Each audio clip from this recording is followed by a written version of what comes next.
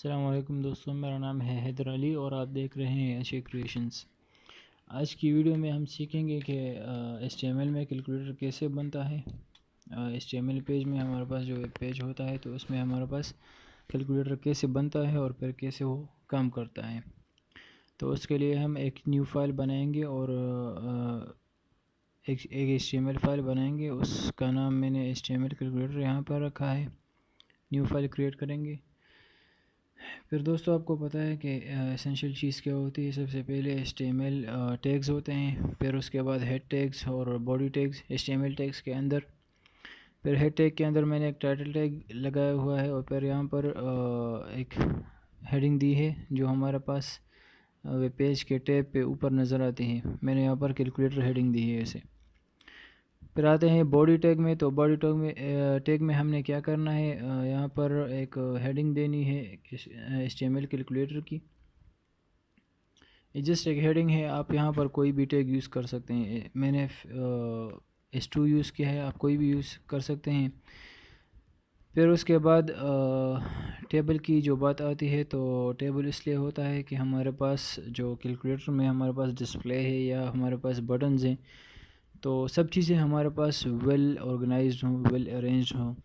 अगर हम रोज़ और कॉलम्स को यूज़ करते हैं तो रोज़ और कॉलम्स का हमें पता है कि वो उसमें जो हमारे पास सेल्स बनते हैं तो वो सारे इक्वल साइज़ के होते हैं और उसमें हम जितना भी डेटा डालेंगे, अगर वो टेक्स्ट हो, नंबर्स हो, बटन्स हो, इमेजेस हो, जो भी हो, तो वो हमारे पास वेल ऑर्गेनाइज स्ट्रक्चर में वो आएगा। HTML हम यूज़ करते हैं स्ट्रक्चर के लिए हैं। तो सबसे पहले हम क्या करते हैं कि कैलकुलेटर का स्ट्रक्चर क्रिएट करते हैं। स्ट्रक्चर में हमारे पास क्या होता है, कैलकुलेटर का जो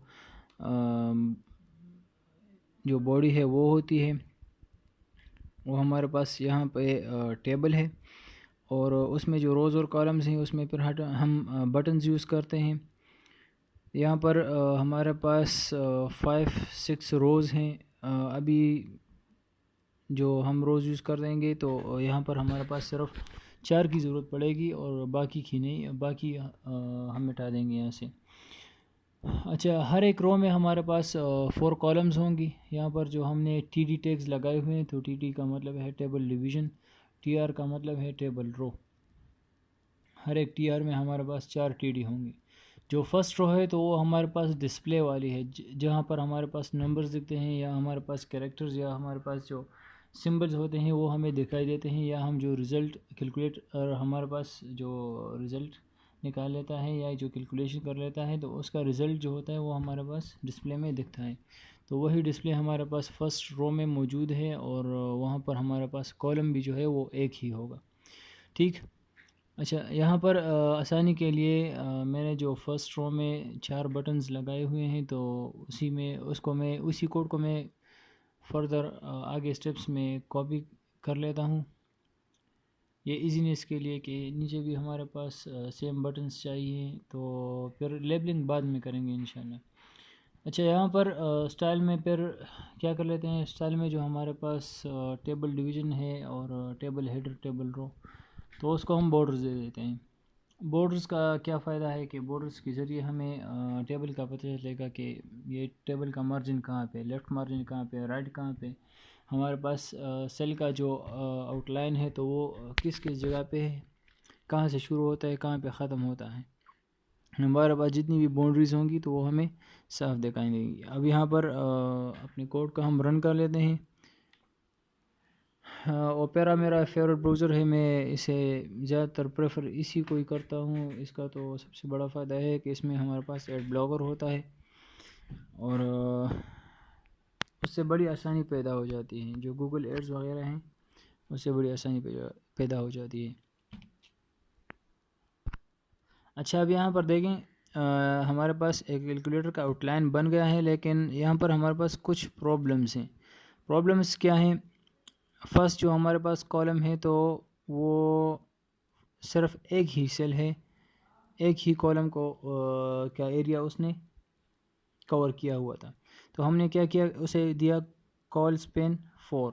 कॉल स्पेन 4 का क्या फ़ायदा है कॉल स्पेन 4 से ऐसे होता है कि हमारे पास एक ही कॉलम 4 कॉलम्स का एरिया कवर कर लेता है। तो हमारे पास बाकी जो 3 कॉलम्स होती हैं उसकी ज़रूरत नहीं पड़ती है। हमारे पास सेम है जैसे हम एक्सेल में करते हैं मर्ज एंड सेंटर।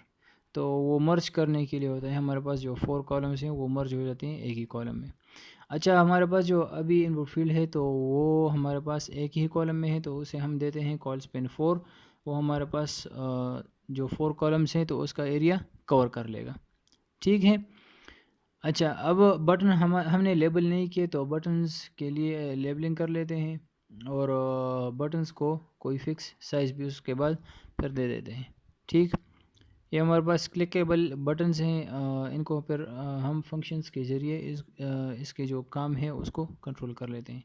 इससे आखिरी वाला रो हटा लेते हैं क्योंकि हमारे पास बहुत ज़्यादा हैं और हमारे पास जो डिजिट्स और सिंबल्स हैं वो फ़िलहाल कम हैं।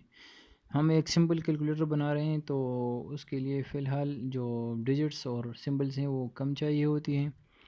अच्छा, यहाँ पर आपने अक्सर कैलकुलेटर में देखा होगा हमारे पास जो न्यूमेरिक्स होते हैं, न्यूमेरिक डिजिट्स, तो हमारे पास 3 कॉलम्स में होते हैं, यानी 1 2 3 फिर 4 5 6 फिर 7 8 9। तो उसी तरह हम इसको अरेंज कर रहे हैं, उसी तरह हम इसको लिख रहे हैं। और जो लास्ट वाला कॉलम है तो वो हमारे पास सिंबल्स के लिए होता है। सबसे ऊपर ज़्यादातर हमारे पास डिवीज़न वाला सिंबल होता है, फिर उसके बाद मल्टीप्लिकेशन वाला, फिर सब्ट्रैक्शन वाला और एडिशन वाला अक्सर लास्ट में होता है। हम ये आखिरी रो को ख़त्म कर लेते हैं और यहाँ पर जो हमारे पास लास्ट वाला कॉलम है, 4th कॉलम, तो उसमें हम सिंबल्स लगा देते हैं। फर्स्ट में डिवीज़न के लिए स्लैश यूज़ होता है और मल्टीप्लिकेशन के लिए यहाँ पर हम लेबलिंग के लिए सिर्फ एक्स यूज़ कर रहे हैं। ये हमारे पास डिजिट्स जो हैं सिंबल्स और जो नंबर्स हैं तो वो हमारे पास बटन्स के ऊपर शो हो गए हैं। ये जस्ट लेबलिंग के लिए है, ये कोई काम नहीं कर रही है अभी, क्योंकि हमने इसे कोई फंक्शन अभी तक असाइन नहीं किया। हमारे पास एक सिंपल सा कैलकुलेटर बन गया है। अच्छा, तो ये हमारे पास क्लिकेबल बटन्स हैं और इसका जो हम साइज़ वगैरह है या इसकी जो पैडिंग वगैरह है हमारे कॉलम्स की और बटन्स के अंदर जो हमने लेबलिंग की है तो उसकी साइज़ वगैरह वो सब सीसेस के ज़रिए हम एडजस्ट कर सकते हैं। तो ये हमारा पार्ट फर्स्ट है और इंशाल्लाह इसको कंटिन्यू करेंगे सेकंड पार्ट में। तो उसके लिए अगर आपने अभी तक चैनल को सब्सक्राइब नहीं किया तो सब्सक्राइब कर लें और वीडियो को लाइक भी कर लें। और सेकंड पार्ट इंशाल्लाह जल्दी अवेलेबल होगा। सेकंड पार्ट में हम फिर इसके फंक्शंस वगैरह जितने भी बटन्स हैं तो उनसे फिर काम लेंगे। ठीक, फंक्शंस उनको फंक्शंस असाइन करेंगे और उसी फंक्शंस के ज़रिए हम फिर इस पर कैलकुलेशन भी करेंगे। तब तक के लिए अल्लाह हाफ़िज़, टेक केयर।